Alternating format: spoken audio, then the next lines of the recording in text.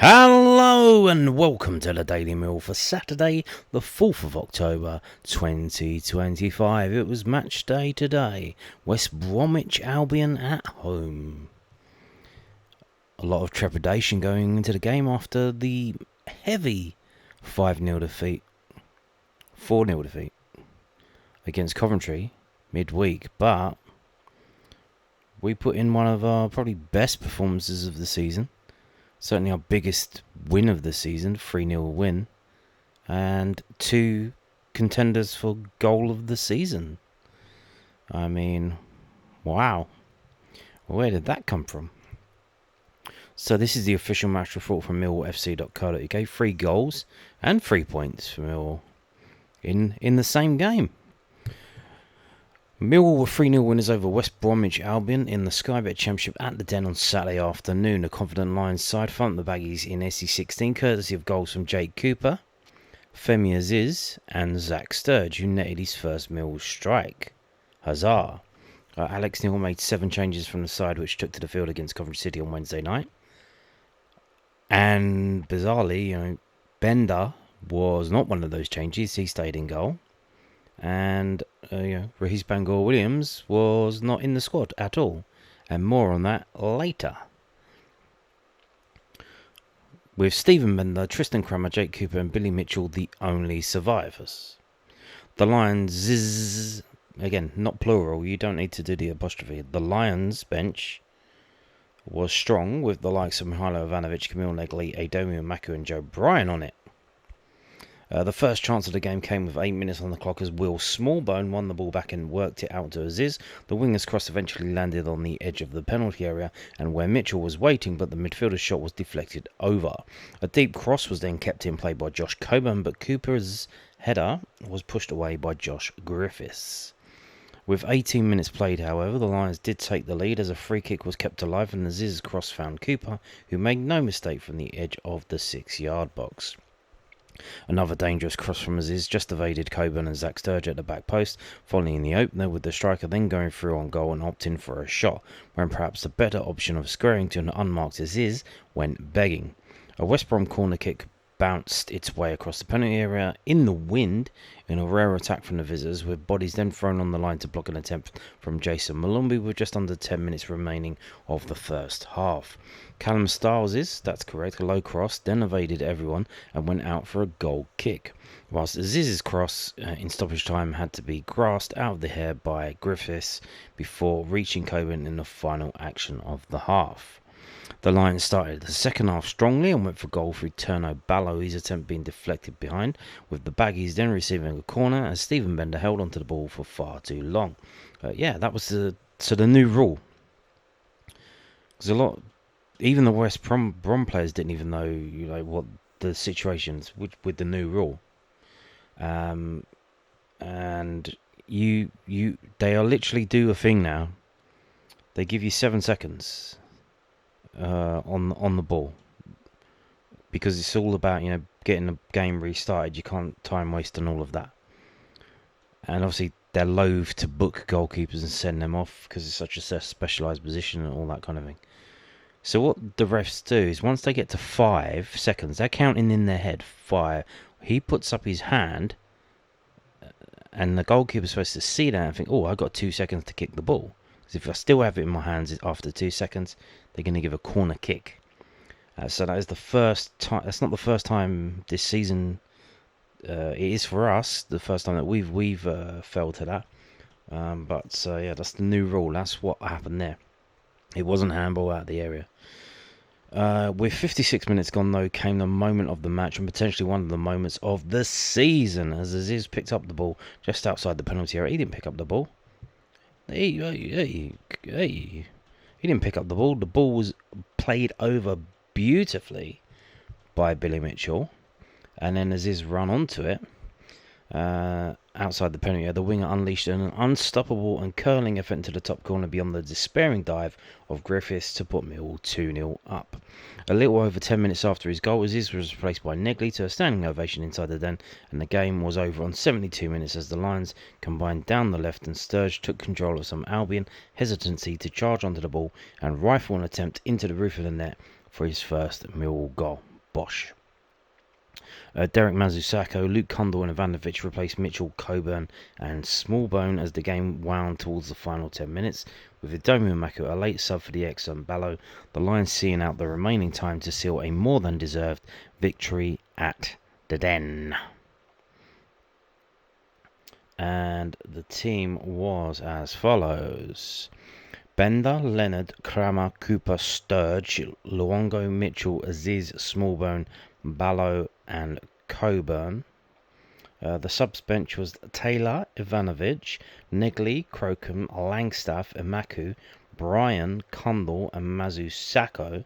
The subs that came on was Mazusako on for Mitchell in the 77th minute, Negley on for Aziz in the 67th minute, Condell on for Smallbone in the 77th minute, Emaku on for Ballo in the 84th minute, and Ivanovic on for Coburn in the 78th minute.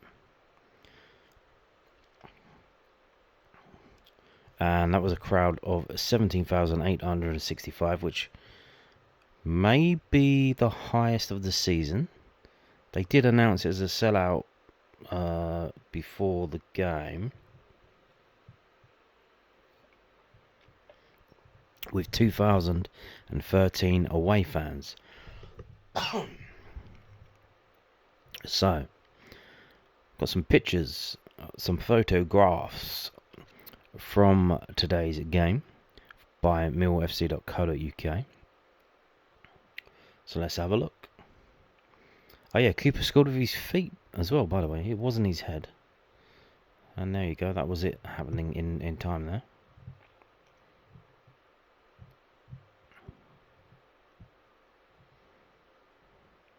Luongo, Ballo. Luongo, very good today, very good. You can see he made a real difference between the midweek game and this game now. Aziz, that was the goal. That was Aziz scoring. Very good goal, and like I said, very good pass by Billy Mitchell. Fantastic. You know, it's nice to be 2 goals up in a game. You don't really have to worry. Takes the anguish off. So there you go. And that is Zach Sturge scoring his goal. Basically, just the guy in the high vis. He knows it's in. Look at his face. He already knows that's going in. He knows. Left-footed Bosch. Basically, like I said the other day, blasted at the keeper's face. And that's what he kind of did, like just above the keeper's head. It's a very hard shot, Bosch, you know, it's very, very high speed. And it went in. So there you go, have some of that. Interesting to see, you know, West Brom, they got 3 ex-Millwall players in their team. Callum Stiles, Jed Wallace and Jason Malumbi. Obviously 2 of those were only on loan, but there you go. Lovely stuff. But again, you know, I'm not complaining. We scored 3 goals. No goals from the striker. But you're only playing 1 striker, so I guess that's how it goes. But very good stuff. Very good stuff. So let's have a look at the table. We can't look at the table. It's too early to look at the table, but we're going to look at the table. We are going to look at the table, aren't we, boys and girls? Yes, we are. So, the rest of the league's results from today and yesterday as well. Game of Friday night. Wrexham 1, Birmingham 1. Sheffield Wednesday 0, Coventry 5. So, Coventry are the real deal. They are the best team in the league. Without doubt. That's clear to see. Blackburn 1, Stoke 1. Hull 1, Sheffield United 0. Millwall 3, West Bromwich Albion 0. Portsmouth 1, Middlesbrough 0. Preston 2, Charlton 0. Bristol City 1, Queen's Park Rangers 2. Derby 1, Southampton 1. Swansea 1, Leicester 3. Watford 2, Oxford 1. And there's a game tomorrow, Ipswich versus Norwich. And 6-1 for Norwich to win that game. That's interesting. So, this is the table as it stands, and as you can see, after 9 games, Coventry are the only team that are unbeaten still. Middlesbrough lost today, and you can see that they've scored 27 goals, which is nearly double the next one down, which is Bristol City, who scored 15. And they've only conceded 7.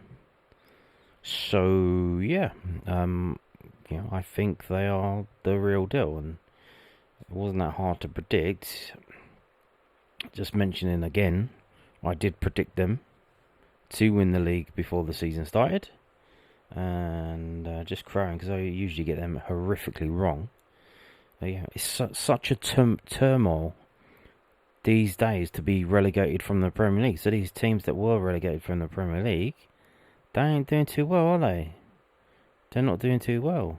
Now you think over time they will manage to scrounge enough points to start climbing up the table. It's still early days, but yeah, they ain't doing too well. Sheffield United, they had that one win, and now they've lost 2 in a row. So they might genuinely be fucking dog shit. So they could be doing a Luton. That should be fun. Maybe both Sheffield teams getting relegated in the same season. Back to League One. Oof. Poor old Sheffield, eh? Anyway, let's get to... We're at Millwall. So we're 8th now. West Brom, there. We've just gone up to them. We're on the same record as them now. 4-2-3. Scored the same amount of goals, but we've conceded 2 more. So there we are, 14 points, 4 wins, 2 draws, and 3 defeats. And, if you look at the games that we've played Coventry, we played Middlesbrough, we've played West Brom, we've played Watford, we've played Swansea, we've played Charlton, we've played Wrexham, we played Sheffield United. So, we've played a mixed bag. We've played a chunk of the teams above us, a chunk of the teams in the middle, and a few teams at the bottom of the table. So that's not too bad. We haven't had an easy run of it. We've played the 2 teams at the top of the table that were unbeaten until today. One of them still is. When you imagine, these other teams still have to play them, and you would expect them to maybe not pick up as many points as they have done, that should, help us go up. So, yeah. We now go into the international break. Next game is... Who's it against? Queen's Park Rangers. So, again, a chance, if we win that game, which isn't easy, we do have a terrible record away at Loftus Road. We can go above them, which would be nice, but there you go. So now we move on to the post-match comments, all from the southernnews.co.uk, of course. And what have we got? We've got 5 of them. So we start with this. It went exactly as we were hoping for. Millwall was pleased to repay fans with 3-0 win over West Brom. Alex Neil said Millwall's 3-0 win over West Bromwich Albion at the Den went exactly as we were hoping for after a damaging 4-0 loss to Coventry City on Wednesday, and the head coach said he was pleased to repay the fans. And then they re-summarised the game. West Brom, meanwhile, was subdued by the Lions' back four, finishing the game with only 1 shot on target. And again, that's the thing you have to do, because if you've got a liability in goal, you kind of need to reduce the liability. And that's so you've got to defend better, make sure the shots aren't on target. Neil was satisfied with how his team recovered. We spoke about it after the game the other night. I think we felt a little bit damaged. It was really disappointing losing by that many goals. And today was a really important game for us to not only win, but have a convincing win and a convincing performance, keep a clean sheet, and try and score a few more goals. So when you take all that into account, it wasn't exactly as we were hoping for, really. Heading into the match, West Brom had the best away record in the league, Asked if it was satisfying to put in a performance of the calibre against a team that's excelled on the road, Neil said, "I'll be honest, I didn't even know that. We were 3 points off third before the game started. It didn't really feel that way. But then, what happens is when you scored a few goals, you win games. But I understand that when you support a team, you don't care what everybody else does, do you? You focus on your team. So for us, it's important that we repaid the fans today, because we thought we let them down the other night. And we did that, so really pleased with that. The feeling and the mood are now in a good spot. And, Turno Ballo assisted Sturge's goal. Yeah, that was a beautiful weighted pass as well, by the way. Went down towards the end of the match and was replaced by Domi Maku. Neil, however, confirmed he was fine. I think he's fine. Mass actually told him to go down and get a believer, and the poor lad got himself hooked off the back of that, so it wasn't really his fault. I think he looked like he got a knock. They sprayed something on his leg, so. But they get kicked to pillar and post all game. The football players. You've seen photos. I've seen photos. They sometimes show photos of their legs after the game. They got all kind of cuts and scratches and tears. Not a pretty sight, I'll tell you that. So moving on to this, as I said, also from the Southern News. Alex Neil lauds Millwall winger's performance in West Brom win and reveals why he played him on the right. Alex Neil lauded Femi Aziz after he scored a goal and assisted another Mill's 3-0 win over West Bromwich Albion today.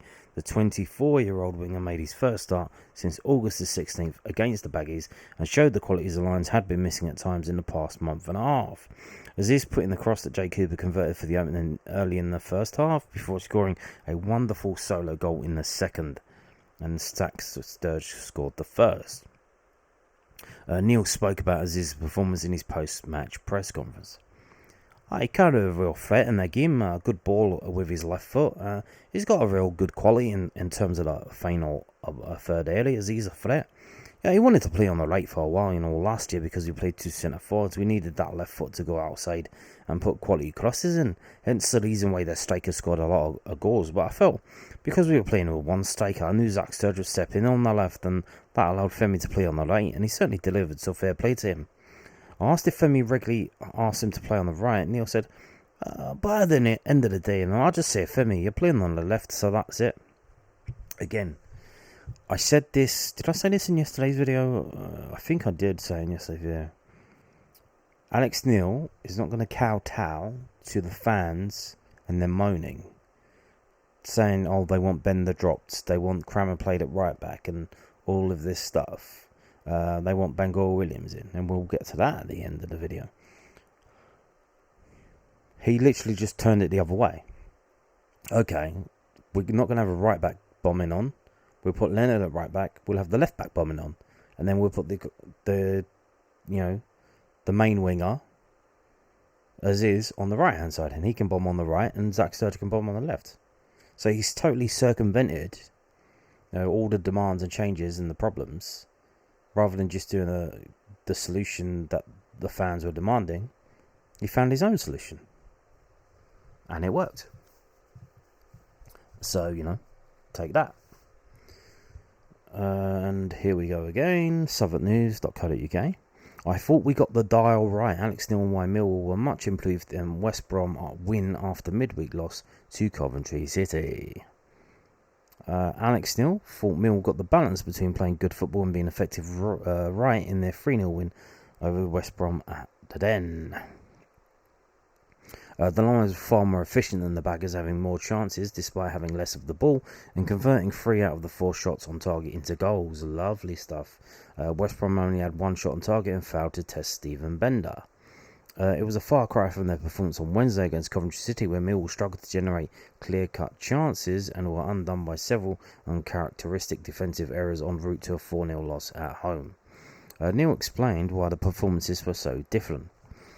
I don't ever doubt their hunger, Neil said. I certainly wouldn't label that of the group. They gave me everything they've got all the time. What I think it is, penetrating runs. We didn't do that enough in the last game, and we were much better at it today. Hence the reason why we scored 2 goals from those type of runs. We got the balance right. We turned the ball a little bit more. We didn't take any risks from the back, so I allowed the back line to be in contention with the midfield. So we never really got caught on the counter. I've got a constant battle here about how I'm trying to make us become a better footballing team, but also be effective. And I'm always trying to make sure I get the dial right. I didn't get the dial right in the last game, hence the reason why we lost the way we did. And I thought we got it right today, and then the lads did the hardest part, which is delivering it. That's interesting. So he's saying he's kind of taking it on himself there, the defeat at Coventry, which, when you watched the game and you saw the performances from the players, there were errors in the game by the players. Whether he's saying his formation, his instructions led to those errors, I don't know, but yeah, he's kind of taking it on himself there. Zach Sturge scored the Lions' third, and his goal came from the left back making a run in behind, and Turner Ballo finding him with a well-weighted pass. Oh, I thought it was a great goal, a great finish. What we liked the other night was penetrating runners, getting in behind, and I don't think we were getting in behind Coventry enough. If you look at their two goals, it's Billy over the top to Femi in behind, and he cuts back with his left, puts it in the corner. And Zach Sturge in behind gets through, goes through and scores, and those are certainly elements we knew we needed to do better, and we did it excellently today, by the way. Yep. Now, moving on to this, Southern news again. Alex Neil, semicolon. Millwall are in a pretty good shape heading into the international break after West Brom win. Millwall are in pretty good shape after their 3-0 win over West Bromwich Albion, Alex Neil has said. Yada yada yada.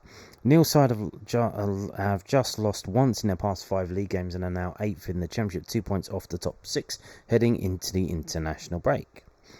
We've had some really good performances this year. We just haven't been clinical at times. That clinical aspect makes the games look different, doesn't it?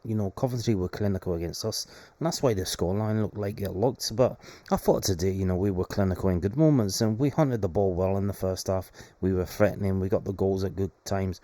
Then defensively, that 4-4-2 more passive block towards the end helped us, because bear in mind, we've still got Massimo coming back after needing a little bit of a breather. Billy coming back. Well, I thought looked knackered at the end. Ballow's coming back, Femi coming back. We still got all our lads, I wouldn't say are fully up to speed. Then we obviously got Alfie and Casper who are back, but I think this break is going to be really good for us. So it's left us with a good feeling around the camp. Hopefully, there's a good feeling in the stands now after that last game. We're in a decent spot in the league, and we're going to have I think nearly all of the lads back apart from the longer term ones. So we're in pretty good shape at the moment. Yeah. So, yeah. So he's saying Alfie and Casper are back. So I think back training, back in the grass.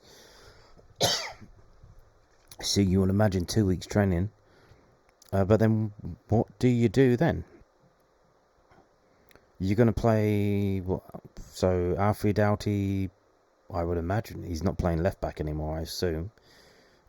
He only played there because we had injury problems to Brian and Sturge. So he's going to play on the left of the... So that's why Femi went on the right as well. Because he's going on the right now because Alfie's on the left. 100% that's going to happen. Which, you got to feel sorry for Ballo. But, I mean, it's a squad game. You're going to get chances. There are going to be injuries. And, But this is the thing. If we are losing a game...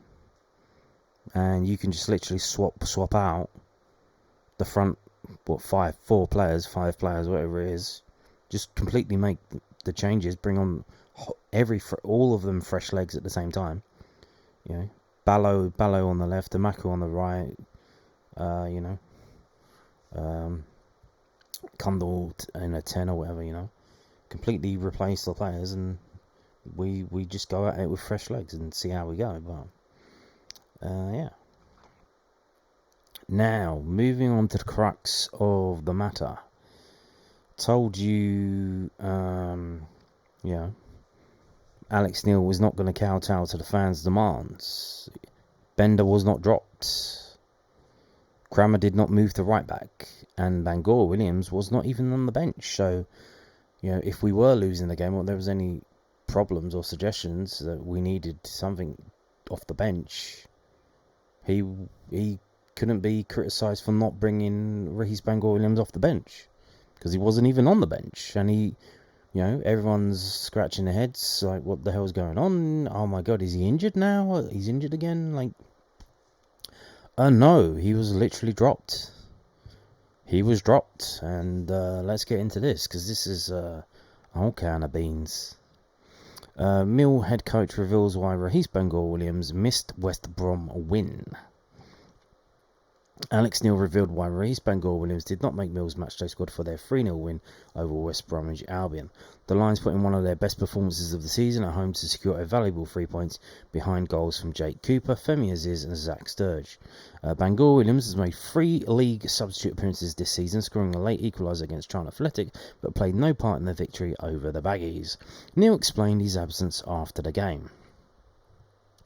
My job's really difficult at the moment, because I've got a lot of lads now starting to come back, and we made 7 changes today, and there's some lads like Urahi that we've had to leave out. And it's a real tough decision, because he's a good lad, he trains hard, and he's got a lot of quality.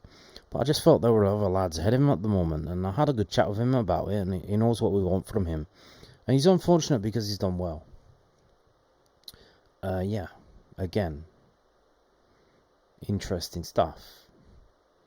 So, he is younger than the other players.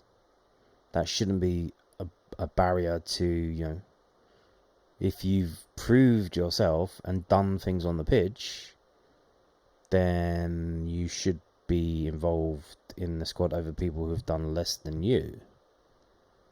And you could argue it's not really... It's kind of a muchness, isn't it? Condor scored the goal at Sheffield United, Bangor-Williams scored the goal against Charlton, etc., etc. But the line... Now, this is the thing. This is like a quote that's taken from the press conference. So, Alex Neil said these words out loud, and I'm reading them off a screen. So...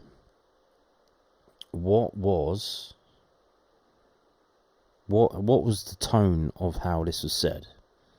Because the interesting line here, he knows what we want from him.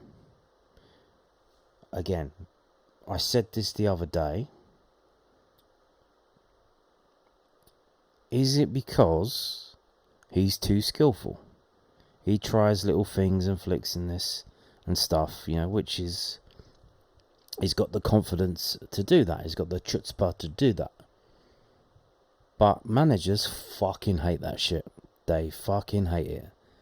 They tell you what to do. They want you to be a robot. You do this, beep, beep, beep, do this, pass here, run there, jump here, do. I am a footballer, robot.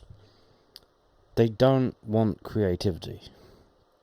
They fucking hate it. They don't want magic. They don't want that, So any skillful player, and you think, the skillful players, just going through the game in general, what we've got, they're all kind of like outsider mavericks. George Best, not that I'm putting Bangor-Williams at the level of George Best, but Gaza, even modern day Grealish, it's like, they're always going to be on the outside. So there is that. And you do wonder as well, just occurring to me at the moment, a bit of snobbery. So I imagine most of the players that we have come through a football academy, at a football club. Either, most of them in England, I would imagine. But, Bangor-Williams didn't really do that. He went off and played for Tooting and Mitcham. He come from the non-league, so you do wonder if there's a bit of snobbery about that. But yeah, I told you, Alex Neil is not going to kowtow to the fans. He's not going to be dropping Bender. He's not going to be moving Crammer to right back. So, the more you moan and demand things to be done, they're not going. That's not going to happen. So, But, I'm sure we're all happy with the result today. And, watching the game. So obviously the game was 3-0. It was kind of done and dusted. But there was a drop in quality when the subs came on. Like Negley, on getting the ball back, keeping the ball, not giving it away stupidly. When Negley come on, you could see it was a drop. When Ivanovic come on, night and day between him and Coburn again. Just so poor. He's just gone. Again, so you could tell that there was a drop. And Smallbone, he's playing for Ireland. He's played in the Premier League. Massimo's played in the Premier League. These are players that played at the top table. So, there you go. And on that note, thank you for watching, and cheerio.